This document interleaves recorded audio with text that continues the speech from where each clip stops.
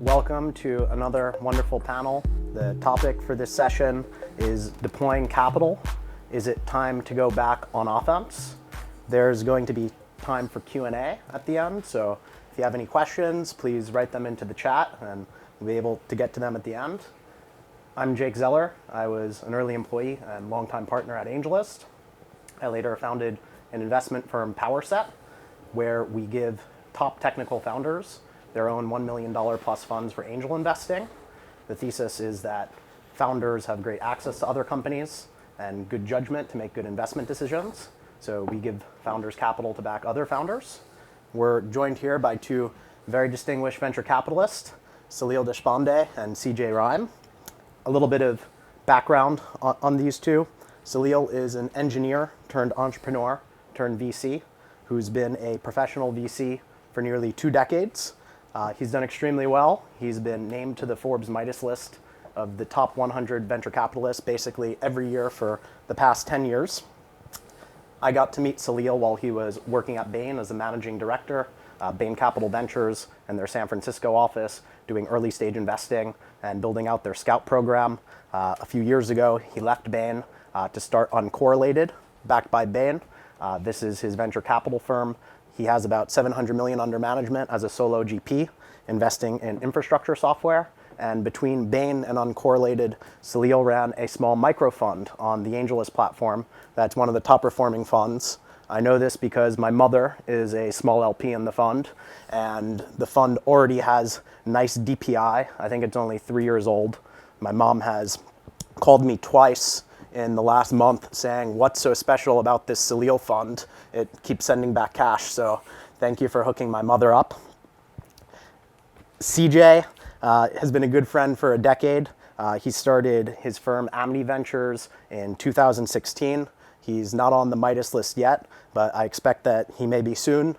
He's quickly scaled the firm to about $1 billion in assets under management, and the results have been quite good.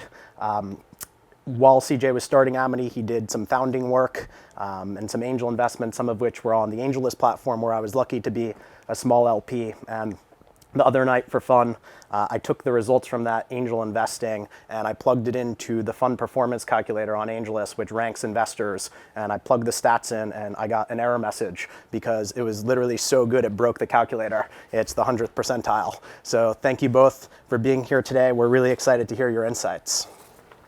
Thanks for having us. Yeah, good to be here. So to get started, maybe just a little bit of info on your firm. Can you tell us what differentiates your firms from the sea of other venture capital firms out there? Well, I focus on infrastructure software, which I define as software that is not application software. So that is most of the fund. Every now and then, around the edges, I deviate from that, but generally I stick to my knitting.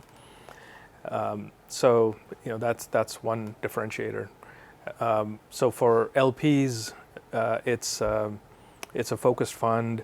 I also do a lot of seed investing from the fund, and I scale in as the ideas work. And for entrepreneurs, they get a specialist, someone domain knowledgeable in infrastructure software. Yeah, for us at Amity, it's really about the name. The name Amity references quality relationships in Latin, and it really organizes how we take a people-centric approach to venture. We have a bit of a mantra inside our team. We did not invent the internet.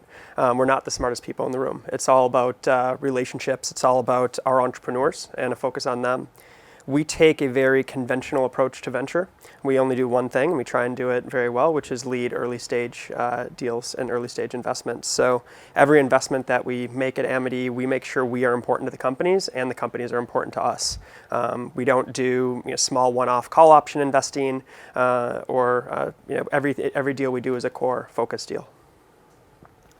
One thing that I think is very interesting about you, Salil, and Uncorrelated is that you're a solo GP with $700 million under management, no team. I know a lot of people supporting you. Can you tell me a little bit about that and your philosophy on minimalism? Because I know it ties in. I try to be a minimalist. I don't have many things. I try to eliminate sort of clutter and unnecessary processes and people from the equation. So I think that's just, I didn't know that I would be solo GP for so long. In fact, when I left Bain Capital, I thought for sure that I would have a team. But then COVID happened, and I started investing, and I was pretty efficient, and I just sort of kept going. And now it's sort of ingrained into the workflow, and I can be very, very efficient. The way I'm operating now. But the question keeps coming up, and I do reconsider that every couple of months. Any tricks for time management? How are you so effective? No junior team beneath you. I try to do as much asynchronously as I can, so email, text, etc. I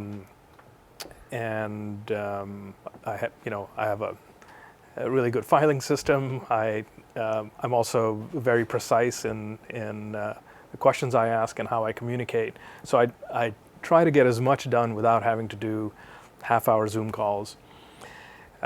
But then you still have to do a bunch of half-hour and 1 hour Zoom calls. So there's no trick to that. You just start at 7 a.m. and don't finish until 7 p.m. Turning to the concept of investing and going back on offense, it seems like a lot of people now are talking about interest rates and where the market's at. I was speaking with a friend who started in venture in the early 2000s, and he said people would never even think about interest rates. They'd just be building and investing. Are you guys surprised how much founders and VCs need to think about interest rates and macro nowadays? Well, I've been surprised that I've been getting the question. In fact, I had to do an all hands with a portfolio company last week where the question of interest rates came up twice. And I had to say it doesn't affect you. All you have to do is get to product market fit. You have 2 years of runway. In fact, higher interest rates benefit you because the 2 years of runway is earning more interest during all those months. And what will shape the company is whether they get to product market fit before they run out of runway.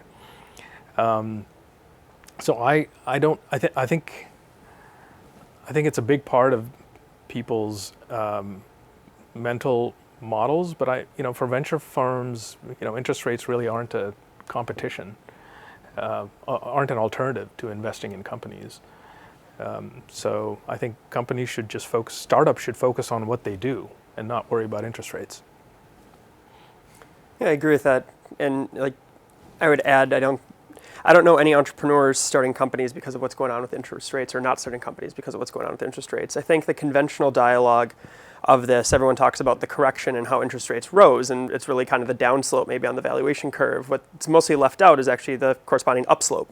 There was a whole other phenomenon of interest rates coming down that kind of created this age of excess.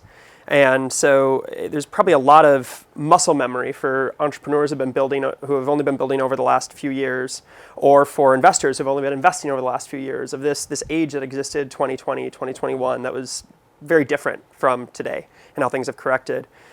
We're in a new normal, and I think the biggest perspective piece I try and give to people is a longer historical context, understanding where multiples have been conventionally or historically, and where that might mean. I don't think we're going back to this age of excess. There's some friends use this analogy of we were flying a twin-engine plane of everyone focused on growth rates and multiple expansion happening simultaneously. And now we're back to this idea of you have to create healthy businesses balancing efficiency and growth, which is always a dance in entrepreneurship. Yeah, 5 or 6% interest rates aren't that bad. No. It feels normal. Yeah. To those of us who've been doing this for a while. Totally. It was the last 10 years that was weird with Right. the zero interest rate policy. So if you're borrowing $100,000 from somebody for a year, we assume you're borrowing that for reasons you hope to create more value than $6,000. Yeah. So you should be able to pay someone $6,000 to borrow that $100,000 for a year. Totally. Seems very normal to me. And it used to be normal. It's normal again. think some additional things that changed there, though, is like the quality of things that were rewarded in that environment. The bar was drastically lowered. Money is free. Yeah. You could start as an entrepreneur products and companies building products that were nice to haves, not need to haves. It became less important, the quality of the thing you were creating, because everything could be a winner in a way. Budgets were loose. You could adopt any SaaS product. It was a lot more prolific and easy to grow, but the substance and the quality that was hidden there wasn't necessarily as strong. And so I think that's back to reality of kind of the fundamental Darwinistic nature of capitalism, of a healthier market. So 2020 and 2021 was highly anomalous. Last 10 years, even anomalous. Lots changed. What's changed in your approach as investors? My pace has been constant in new deals, so not counting the pro ratas, whose pace I don't control. In new deals, I generally invest $10 million per quarter. And that pace has been constant since I founded Uncorrelated, so almost 4 years now. And it was a similar pace at Bain Capital as well, for me. Maybe more reactively than by design. Looking at that same metric, I guess for us, our average deals per quarter as a firm, we were doing 1 deal a quarter prior to COVID, so prior to this age of excess, as I was talking about it.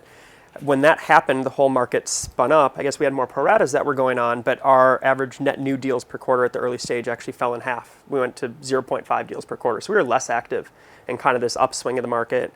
In 2022, Q2 and Q3 were our 2 most active quarters in firm history. We're a small firm and don't do a lot, but we did 2.5 deals a quarter for 2 quarters. So that was fairly active for us. This year, we went 9 months without doing a deal. It's totally fine for us. We did a deal in August and a deal in September, but we were much quieter on new deals, as I think a lot of others have picked up from maybe the shiny object of large language models or public markets starting to kind of decompress, people still having a lot of cash from previous fundraising cycles. But we've oscillated. I think the principle of trying to find good quality businesses and entrepreneurs with some asymmetric insight, trying to find that lightning in a bottle, has been consistent for us throughout in both markets. How about from a strategy perspective? You know, CJ, during 2021, a lot of people were doing follow-ons at 100x revenues. Are you still doing those? That was a situation where the market was there, and so you would assess those. I think the biggest thing is if there's now a lot of scrutiny on that. And what I mean by scrutiny on that is you're starting to see if those were quality decisions or not. There were examples of people that paid 100x revenues in 2021. We're in one together. There was a follow-on at about 100x revenue in a company. And this company has grown its ARR by over 10 times since then. There was a recent event at that company that valued us at about double that round in 2020-21. So in one way, we've doubled our money, but on the other, that company has actually grown 10 times. So the multiple compression that is offset, I would say that's a quality company. Those were quality decisions. You're not making those same decisions in this market because the whole market is lower. But if you did your job right, if you have someone who's got an asymmetric insight who is building a company of consequence and you're investing very early and they can become great, then you're going to do okay no matter what's happening with the tide. A lot of decisions were irresponsible and I think are going to have a lot more challenges that those businesses won't grow into those valuations. Are there things when you reflect on your venture career, you ask yourself, what the heck was I thinking at the time? Yeah, so I know I'm going to make mistakes, so my approach is set up to accommodate those mistakes. So I make a lot of small investments with the hope of investing more and scaling in as those ideas work. And a lot of them don't work, but then that's as planned because I modeled 4 out of 5 investments not graduating.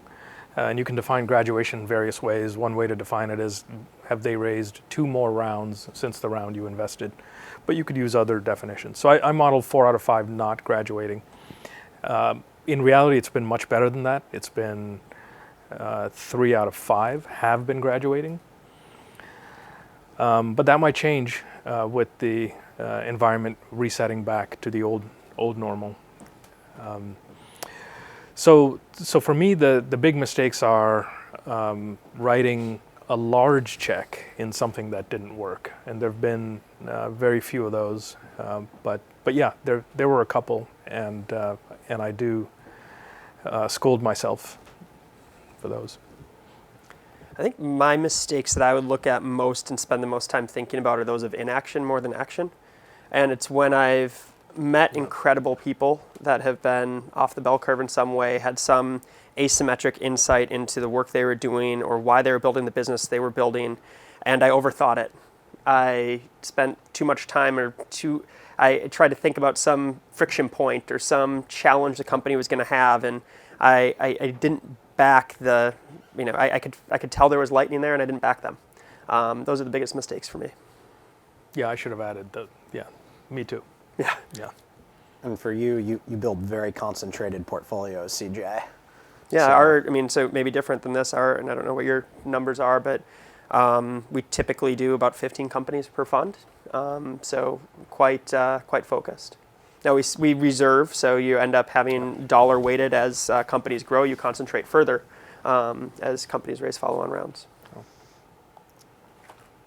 In discussions with LPs, I've heard from folks they don't really know what's in their venture portfolio. There's sometimes some concern that there's TVPI that won't convert to DPI, especially over 2021. Can you talk a little bit about how you both mark your portfolios and value companies and communicate that to LPs? Well, I write super long quarterly LP letters, so the average length is about 15 pages. For Q2, I did a portfolio review of one of the funds where I went through all the companies and discussed which ones might be value drivers and which ones won't be. And that was 22 pages. So my LPs get a lot of color on how I'm thinking about the portfolio. When it comes to marking, try to be conservative. We think we're being conservative, but you never know. We do what the auditors tell us. So for early stage companies, it's typically last financing round, preferably if it's been within 12 months. For later stage companies, they use 3 or 4 different techniques and they average them together and they tell us what they were. On rare occasions, we have to call around to our co-investors, ask them how they're carrying it, see if they have any reports from their auditors that we could use. So it's a combination of things. So we do similar things, I think, probably on LP communications. There's a playbook of the mark-to-market methodology for valuing your companies. It's NVCA, National Venture Capital Association. There's a bunch of different groups that have kind of standards. So we do everything to fall in those standards. You and I have had this conversation, Jake, but there's, as an LP in a few funds myself, and also as managing a fund, if I'm in the seat of an LP, the biggest question I have is, what do I actually have and what is it worth? And so from a manager side, you want to do what's standard. You're not going to innovate on what auditors want, what's standard, what's going to be putting you in the PitchBook comps or the Cambridge comps. You need to look like everyone else for that. We share an additional metric with all of our LPs. We started doing this in June of 2022, so early on when this correction was happening. We call it our hand-to-heart valuations. So we actually publish 2 numbers to all of our LPs, our mark-to-market, which is the standard methodology, and then our hand-to-heart.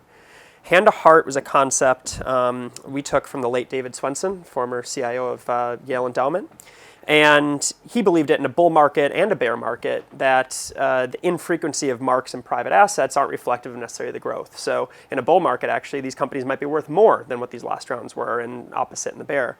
With such a drastic change, and just to contextualize it, I'm sure everyone has followed or is very aware of it, but high growth SaaS comps were down 80%. Companies that were trading at 50x are now trading at 10 in the high growth sector in the public markets.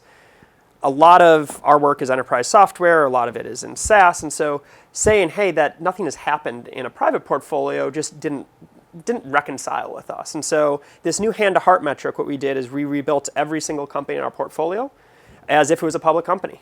It's too conservative probably, it's probably not right. Actually, neither of them is probably right. If you think of an analogy I use of running a marathon, if there's 26 miles in the journey of a venture fund, we're probably at mile 10 or 12 on some of the vintages that we're managing.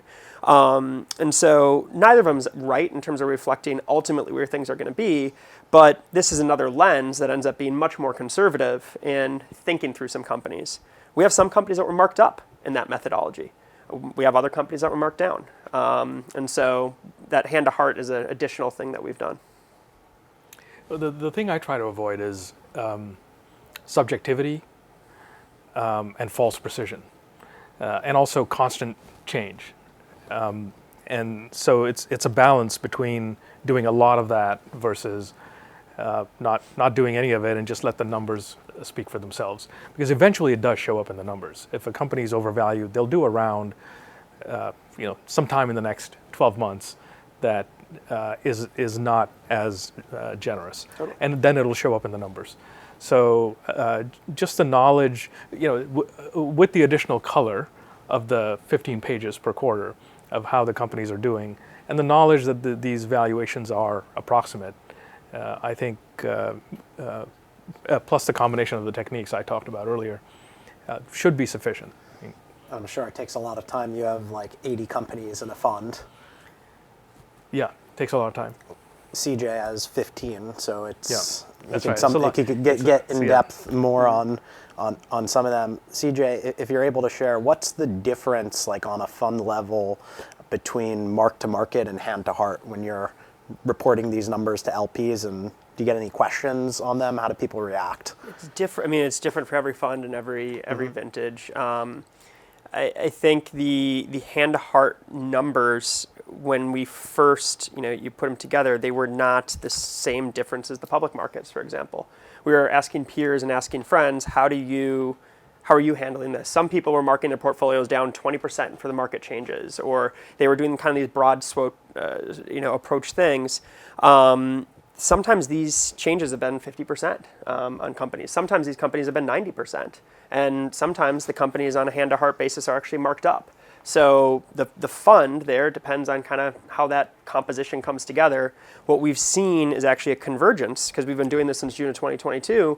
We've seen hand-to-heart start to march up towards our mark-to-market with quality companies, right?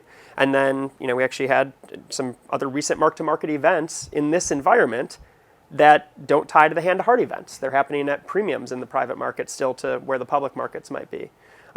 So you're seeing this delta, and there is a constant movement, as Salil brings out, on this hand-to-heart type idea. But it's just another lens to think about the portfolio. So looking at private markets, there have been like 1,000 unicorns created since 2013, and about half of them were in 2021 alone. What's going to happen to these companies? Well, that's not a controversial question. You're supposed to be asking controversial questions. They're going to be marked down, and they won't be unicorns anymore. Yeah, I think it's a simple answer. I'll give an example of, and it's one we were not an investor in, and there's some recent activity with it that's been public in the press. A company called Convoy. And what happened kind of there behind the scenes is they were taken over, their debt covenants were triggered. A CFO had left, debt covenants were triggered. If you go back just 6 months, that was traded in the secondary market at a multi-billion-dollar valuation. And if you talk to I think there are three audiences that should be most aware of this, and this big change happening probably in this large audience of unicorns. You've got the entrepreneurs, you've got employees, and you've got particularly early investors. We were talking with a sophisticated secondary fund about a different company, and they're like, well, we like the Series E and we like the Series F, but we wouldn't touch any of the seed A, B, C, because on our downside, we don't know how that pref actually protects or can sit there. And there were many holders of Convoy, as an example, back to Convoy, at this multi-billion-dollar valuation, who are holding their investments up here. They think it's worth so much. They're early investors. There's people trying to buy that aren't able to buy at this multi-billion-dollar valuation. And in 6 months, things can change that quickly because of what's really going on behind the scenes there. And so I think those three audiences need to think really carefully about the capital stacks, the structures, the preference, and just really understand what's really going on with those companies, and try and understand more deeply the operations of the companies, and also just the power of leverage inside an 80% delta in valuations, as they evaluate continued performance of companies. One thing that's been slightly surprising to me, not terribly surprising given the environment, but is that there have been very low failure rates in my own portfolio.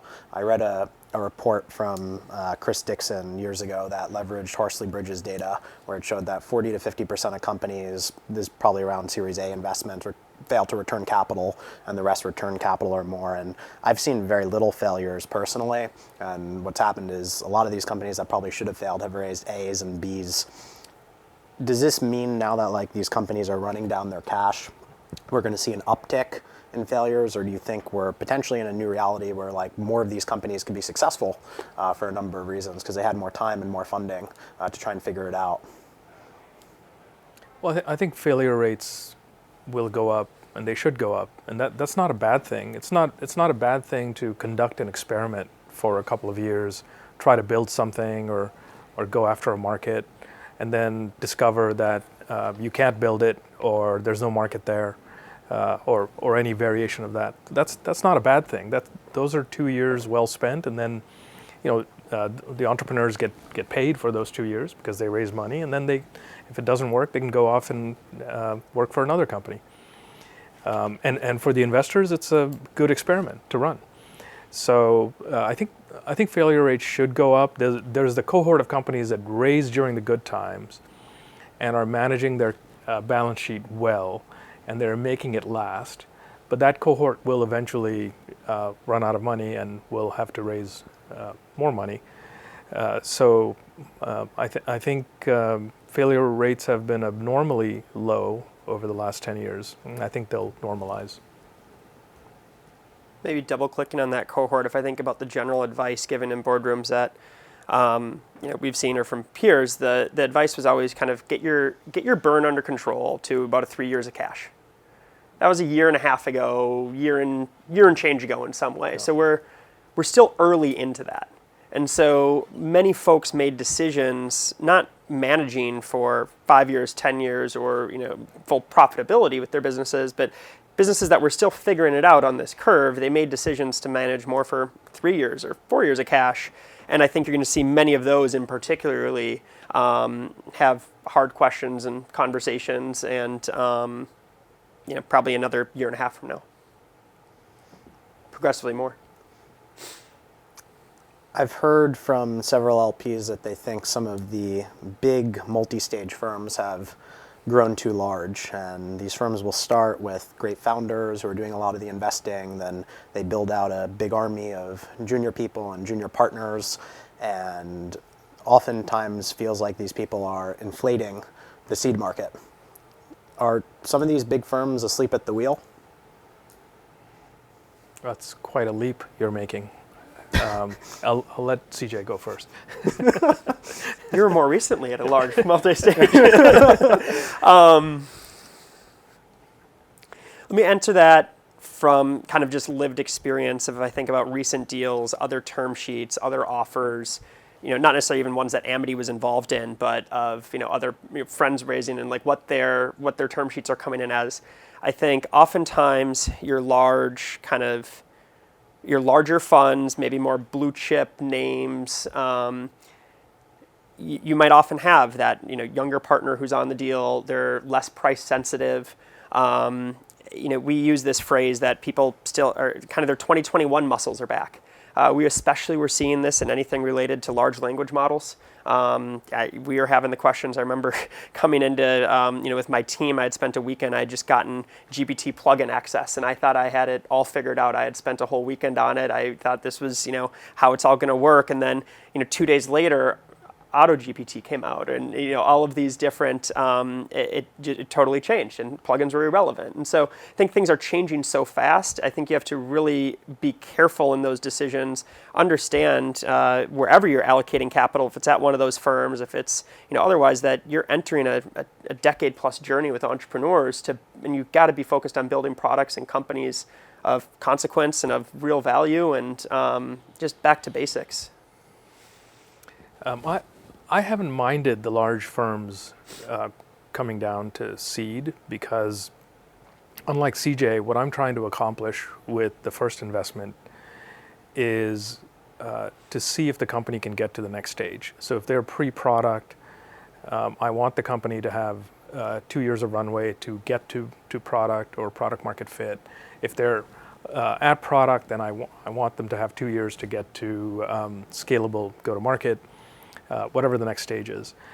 And so at that first stage, I'm somewhat price insensitive because I'm only making a small investment. While I'm seeing how the team works together and seeing how they do getting to the next stage. And often the larger firms are less price sensitive. So they sort of fill that need for me where I can be the second or third largest investor, and the company can have 2 years of runway to get to the next stage, and we can all get to know each other. And then after 2 years, we can look at a new round and with different constraints. You guys always have such good data at AngelList. If we fast forward a couple of years, I'll be really interested to see what the conventional multiple was between a seed valuation and an A valuation, and what it looks like in this period. Because I think a lot of that activity is really just compressing that seed and A return. And I don't know if you're getting paid really for the risk when you're doing the high valuation seeds. We looked at it. I believe the 2022 seed investments had like the lowest markup rate in terms of like how much you get marked up. Abe could probably comment on this later, but I don't think you were being compensated for the risk because the rest of the market fell, and seed, and even today, feels still potentially a bit elevated, especially in some of the buzzy sectors. Mm-hmm. You guys have both done a bit of crypto over the past decade. Is crypto dead? Well, that's a good controversial question. I don't think it's dead. It's a good question to ask, though. It's the proper framing, because there are variations of this question, like what are the use cases? I think there are use cases. I think some of the same questions you could have asked of Linux in the early 90s. Do we really need another open source operating system? What are the use cases? Why do we need this when Solaris or Windows or many other operating systems were just fine? And if you could have bought the Linux token back then, that would be similar to buying a layer 1 token now, say Ethereum. But it could be one of the others, depends on which ones remain the incumbent or become the incumbent. And there are use cases. What are the use cases for the Visa transaction clearing system? Well, Ethereum does that. Also security and so on. So this is not a crypto talk, so I don't want to monopolize. But the short version is that there are use cases. I don't think it's dead. I think it was overhyped and overvalued for the last few years. That's mostly corrected. And I think we rebuild from here. I actually said I would put 20% of my funds in crypto. I didn't quite get to 20% because I thought everything was overvalued. I feel good that in every quarterly letter during 2020 and 2021, I said crypto is overvalued. I'm going to do less of it than I said. So on a cost basis, it's well less than 20%. On a carrying value basis, it's less than 10%. Because the others have appreciated so much more. But I don't think it's dead. I think there are use cases, and we're in the early innings. I love getting asked the question because it's happened. I guess I've been in crypto for over a decade here, and this is probably the fourth distinct time it's a popular question. And so crypto has been very cyclical.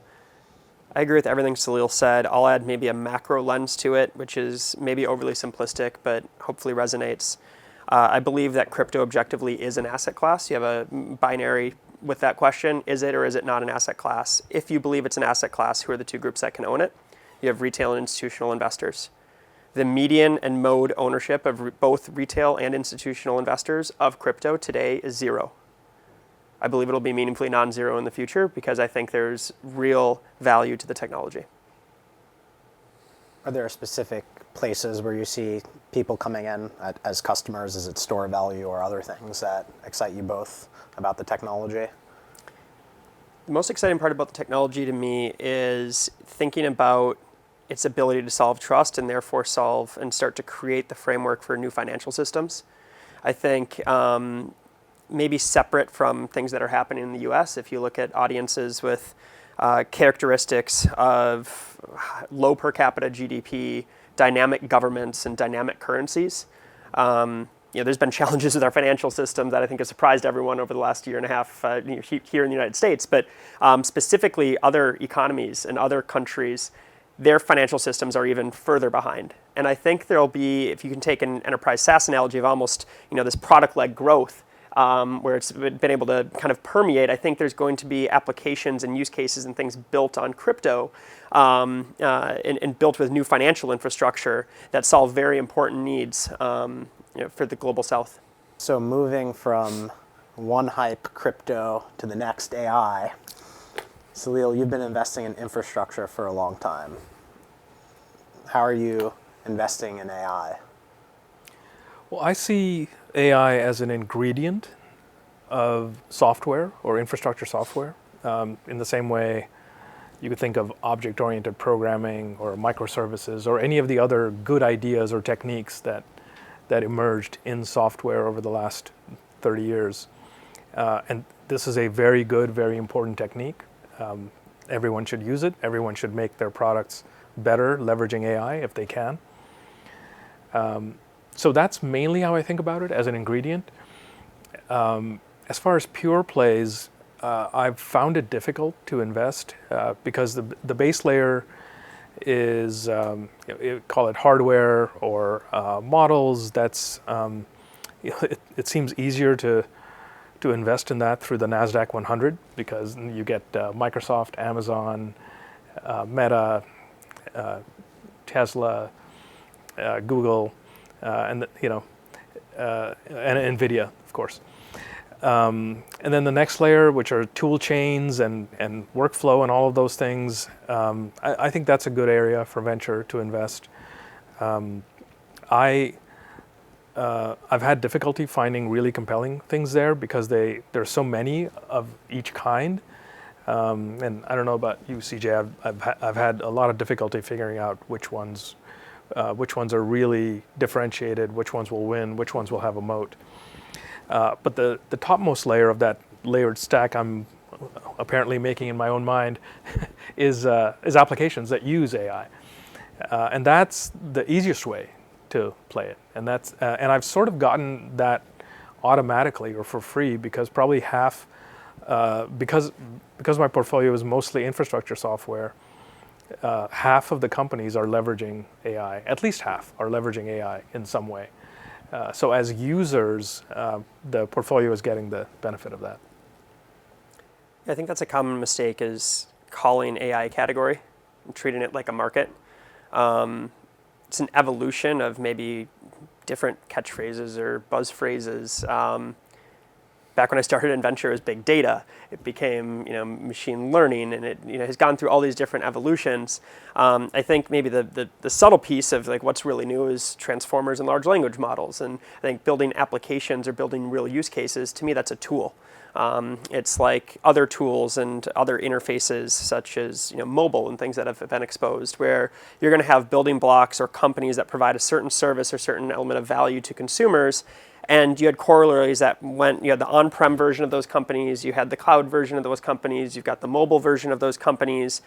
Every single one of those is going to have to figure out how to be the AI version of those same companies. And I think you'll see an additional emergence of innovator's dilemma that creates many new companies that are startups that become consequential inside of creating those new versions of the companies. You'll also see many existing ones, and the younger companies and earlier companies being more advantaged in doing so because of Innovator's Dilemma. But those many companies that are just going to adopt it themselves. Across our portfolio, I don't know the percentage off the top of my head, but I would say by and large, every one of our CEOs is using AI in some way for some facet of their business, or something you would call AI. So, Salil, I know you've done a lot of infrastructure. It sounds like you haven't done as much AI infrastructure. I've done a good amount personally, and I found it interesting. Sequoia put out a post saying that something to the extent that AI infra is overfunded, and then Andreessen put out another post saying that it's underfunded. Which is it? Well, gun to my head, if I had to pick between the two, I would say it's underfunded, only because most other things like this have been underfunded in the past. So if you look, if you asked, is the internet underfunded or overfunded? There were periods where you could say it was overfunded when there were bubbles, but overall back then, 20 years ago, it was underfunded, and there was much more investment that happened after that time.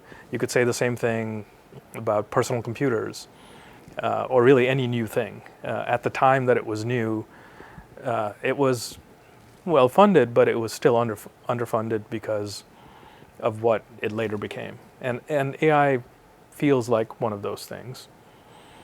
But I'm not sure it's that useful to argue about that. I don't know what you think. Yeah, probably similar. I don't really. I think maybe a similar version of the way I would think about crypto in terms of median and mode being zero across the two largest audiences.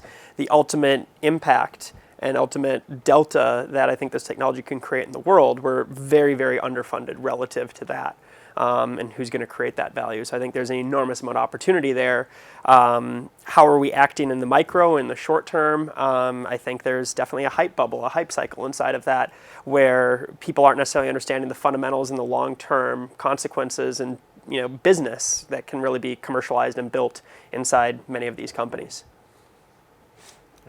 I want to turn to Q&A in a moment. Before that, Salil, you've done a lot in open source and open source infrastructure. HashiCorp recently had some interesting things in the news regarding a license change. Can you explain what happened there, and does open source work as a business model? How do you think about this? HashiCorp is not alone in going through that transition. There have been other companies like Elastic, Redis, where I'm an investor, or MongoDB, and many others, where the problem is that if you have a very liberal open source license, then the cloud infrastructure providers, Amazon, Google, and Azure, can take that open source and run it as a commercial service and siphon off the monetization of that away from the project or the company behind that open source project, thereby making it unsustainable. So there's been a need for a license that allows typical customers, such as enterprises or individuals, anyone other than the cloud infrastructure providers, anyone other than someone who plans to take the code and run it as a commercial service.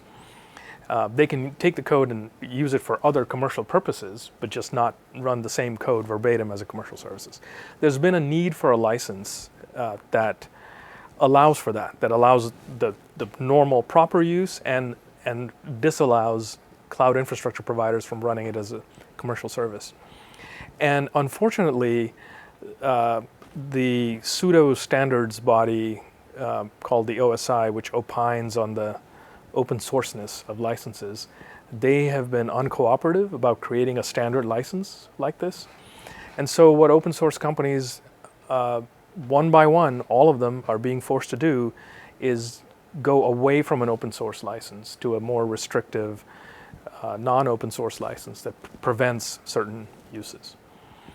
And that's confusing to everyone. And HashiCorp is just the latest example, but there have been a dozen other examples. I was tracking this for a while. Probably at this point, 50 or so companies have changed their license away from a liberal open source license to a restrictive so-called source available license, where the source is still available, but you can't do absolutely everything you could do as part of an open source license. And this is just something that needs to get fixed. There needs to be a standard license, or two or three, that everyone can use that accomplishes this goal. Would you still call it open source?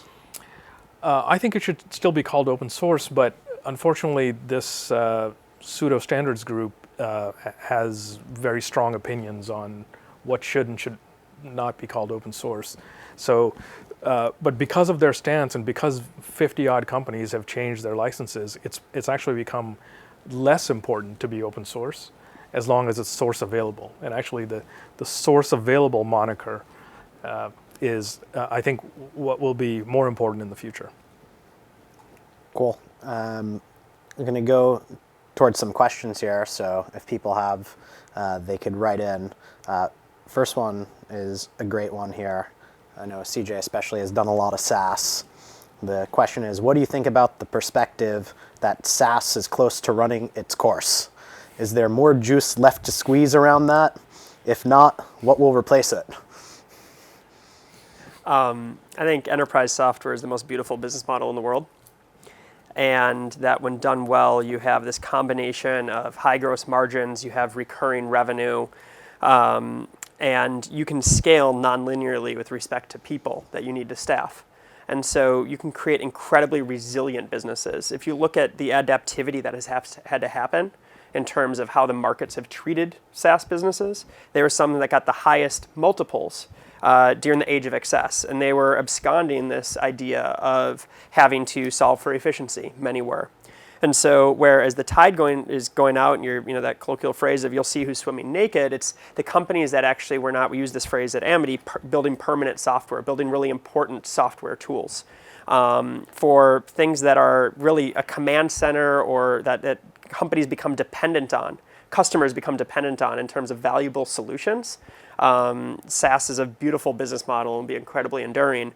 I think the mistake or the error where you're going to see a lot of washout is for nice to have, everything with a subscription, where all of a sudden, you had startups and companies, they have 200 tools on a corporate card, and they don't actually accrue that much value and have that much value. There's a lot of one-off point solutions that aren't enduring. So how do you build enduring, solid businesses? You can look across the public markets right now and you see companies, some SaaS businesses are generating some of the most beautiful and powerful free cash flow with adaptations that they've made in this market.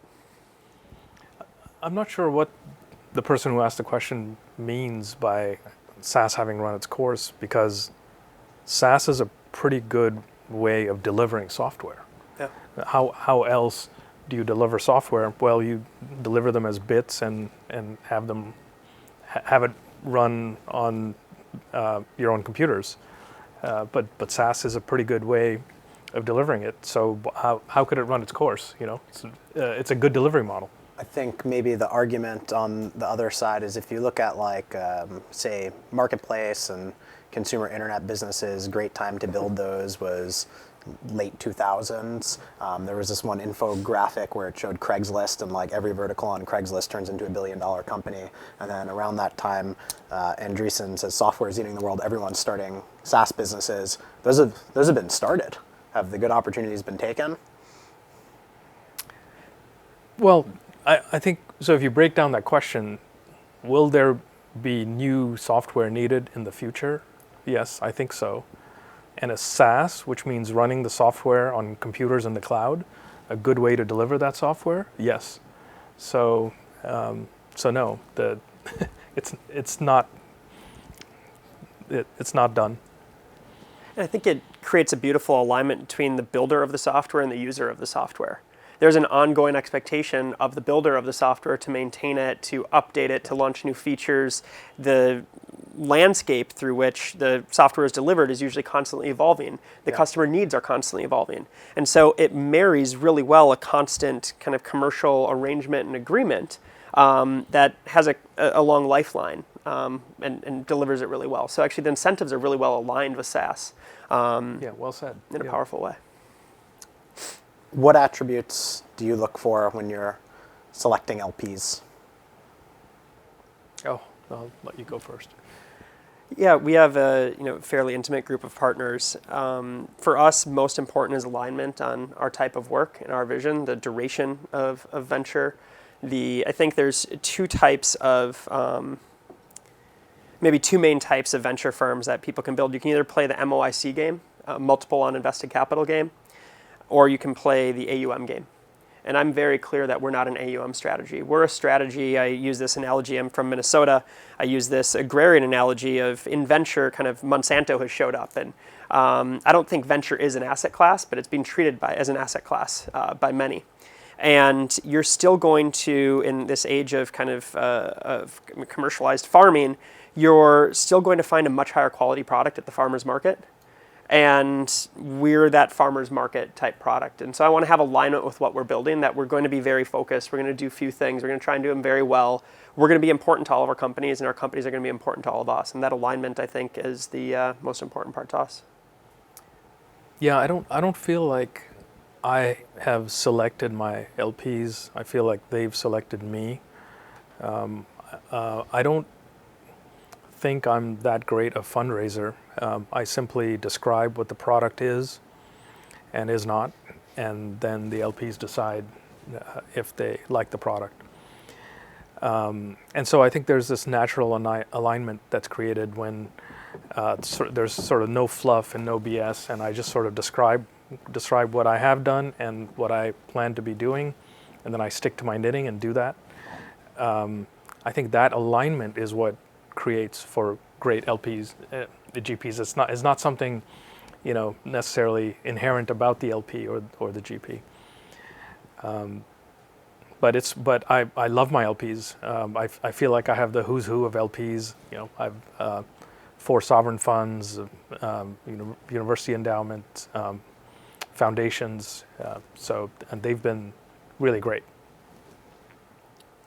One person wrote in with a question about asking what are the fundraising challenges for emerging managers over the next 12 to 24 months, and what do you think will resonate with LPs in this environment? Do you have any advice for folks who are raising new funds now or getting started based on your experience? I've been asked this question multiple times. I haven't had good answers because, like I said earlier, I don't think. Well, you can divide your fundraising into, let's say, 2 components: the product and the pitch.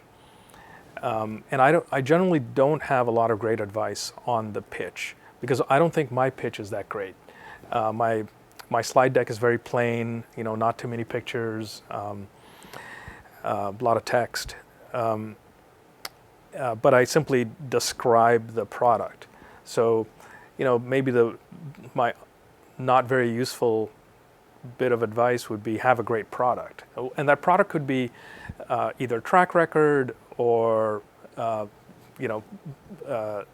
if there's no track record, then, some other attribute. Other than that, I haven't been really able to help emerging managers as much as they would like. Yeah, we haven't been in market. Our last fund was raised in Q4 21. So I haven't experienced this market to be able to say, but what I would probably most distinctly say, and what really resonated with what Salil was just saying, is focusing on the product, but treat fundraising as a continuum. It's a constant conversation with your limited partners about the work you're doing, and then you do that work and you demonstrate consistency.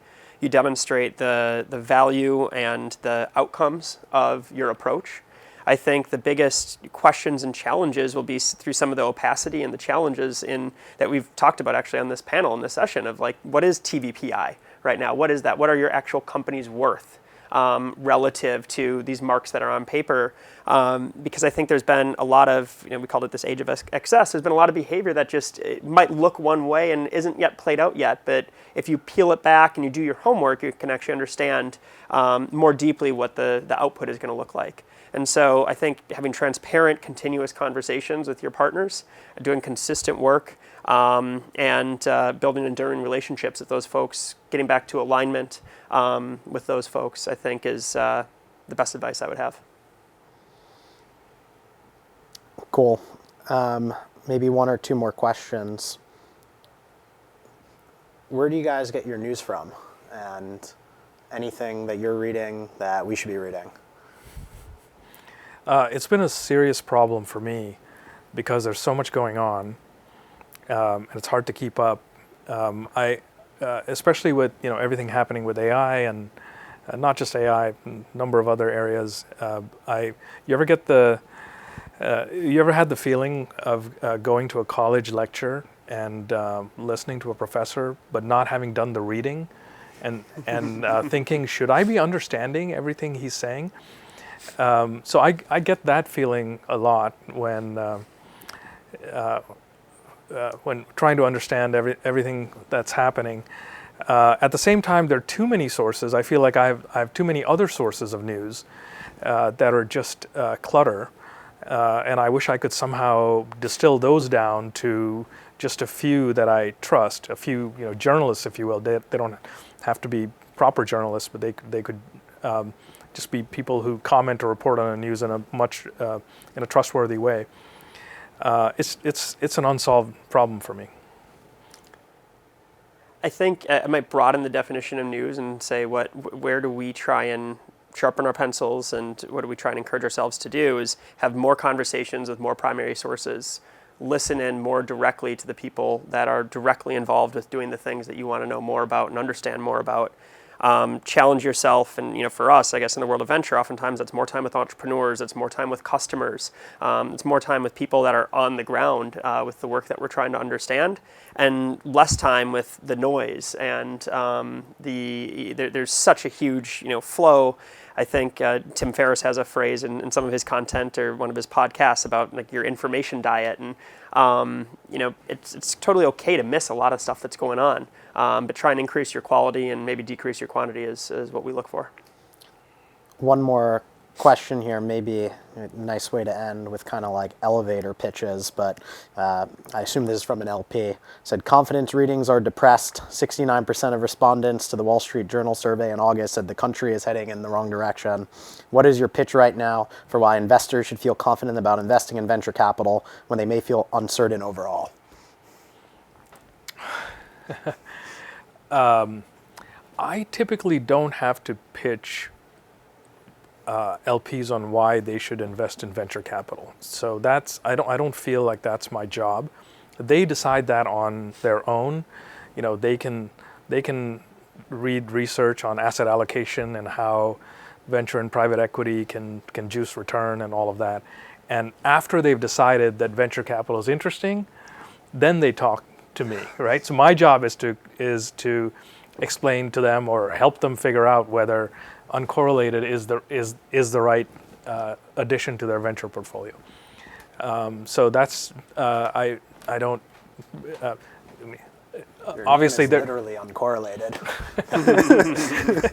Yeah. Well, so that's an aspirational name.